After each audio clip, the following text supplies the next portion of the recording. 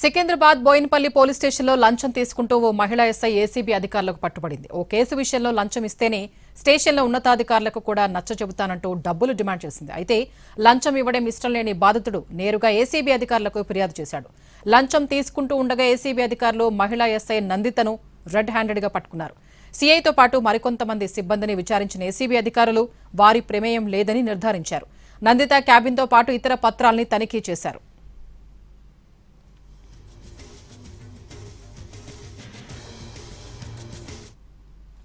ప్రేమ వివాహం చేసుకున్న ఓ యువకుడు ప్రేమించిన అమ్మాయితో ఉండటానికి పోలీసుల్ని ఆశ్రయించగా అమ్మాయి తల్లిదండ్రులు ఒప్పుకోవడం లేదంటూ ఎస్ఐ నందిత అబ్బాయిని పోలీస్ స్టేషన్కు పిలిపించింది. టేబుల్ పైన డబ్బులు పెడితేనే కేసు పరిష్కరిస్తానంటూ బాధితుడు అభిషేక్ ను బెదిరించింది. డబ్బులు ఇవ్వనంటూ అభిషేక్ వెళ్లిపోవడంతో అబ్బాయికి అమ్మాయికి మధ్య గొడవ పెట్టించారు. అమ్మాయిని కొట్టాడంటూ అభిషేక్ పై కేసు నమోదు చేసి జైలుకు పంపించింది. జైలు నుంచి వచ్చిన తర్వాత కూడా డబ్బులు ఇవ్వాలంటూ పిలిచి బెదిరించింది. దీంతో వెంటనే ఏసీబీ అధికారులను ఆశ్రయించాడు అభిషేక్. బాధితుడు అభిషేక్ 30,000 రూపాయలు లంచంగా ఇస్తూ ఉండగా ఎస్ఐ నందితను ఏసీబీ అధికారులు పట్టుకున్నారు. నిందితురాల్ని అదుపులోకి తీసుకుని విచారిస్తున్నారు.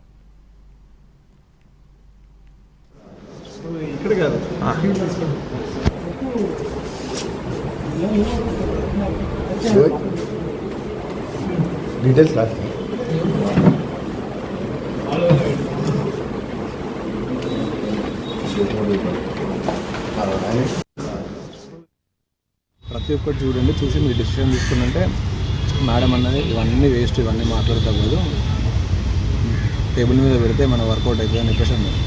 దానికి నేను అగేన్స్ట్ వరిన్ అనమాట. అట్లా అవ్వదు మేడం, ఇట్లా నేనైతే ఇవ్వలేని పరిస్థితి.